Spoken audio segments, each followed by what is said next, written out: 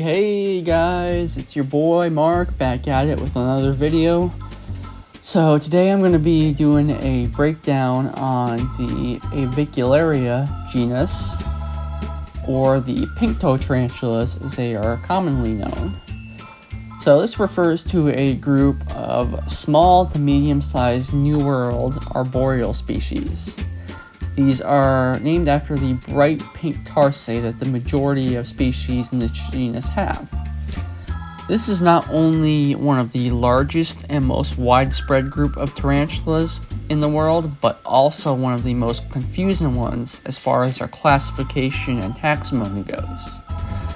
So once having consisted of 47 different species, this genus has now been reduced to a mere 12. Some of these individuals that are no longer included under this genus name are the Amazon sapphire pink-toe, formerly known by Avicularia diversipes, and now known as E. pyrrhopodora diversipes, and also the Antilles or the Martinique pink-toe, previously called Avicularia versicolor and now known by Carabina versicolor.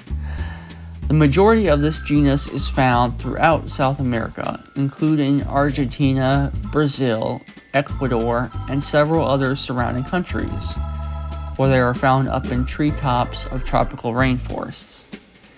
These guys are a lot of fun to keep, and after the Poecilotheria genus, this is probably my second favorite tarantulas. They're just so adorable and fluffy, and I love their colors. On top of that, they make these really fascinating web structures, and overall just have a lot of very unique habits. I should probably start by telling you all that while temperament-wise, this is a very beginner-friendly species, although they can be a bit on the jumpy side and are known to be quick at times, and being that they are tree-dwelling, they are very agile at climbing. They are a relatively easygoing species as far as their temperament and defensiveness goes. However, the specific humidity and ventilation requirements these guys have can be a bit of a challenge for many novice keepers to achieve, and this is why I recommend them as more of a beginner/intermediate tarantula. They're still relatively easy to care for, but definitely a significant upgrade in terms of care and husbandry when compared to something like a B. smithii or G. rosea. Now, as I said earlier, this is an arboreal tarantula, meaning that they like to climb, so height is much more important than floor space. I keep my slings in either an 8 or 12 ounce deli cup with holes drilled in the sides, my juvies in a 1 gallon tank or plastic change jar, and my adults in a 5-gallon arboreal-style terrarium. I provide them with a branch or cork bark log leaning against one side of the enclosure for them to climb on and attach their web into. Avics make a tube-shaped web with a funnel-like entrance, which serves as a burrow between trees or inside of leaves. Since the spider will barely, if ever, come down to the ground, I only provide them with about 2 inches of substrate, sometimes even less. Just enough to help keep the enclosure somewhat moist, as well as a thin layer of sphagnum or forest moss. You can provide a water dish for added humidity, but unless you glue it up somewhere high, again, the spider is very rarely going to touch it. What I like to do is I lightly mist my pink-toe's web or the sides of its enclosure. That way it can drink from it and also have some extra moisture provided to it. The key to keeping these guys alive and happy is proper ventilation. More specifically, cross ventilation. So, in other words, putting holes on the sides of the enclosure versus on the top, so that you can provide adequate airflow. Many newbies, and I have done this myself in the past as well, make the mistake of over-misting their avics while simultaneously not providing them with enough ventilation.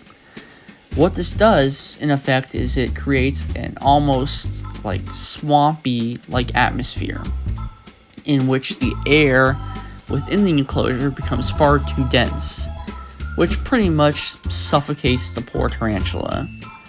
So remember, it's always important to keep that balance between humidity and ventilation. These guys are superb eaters, and mine will devour crickets with a vengeance.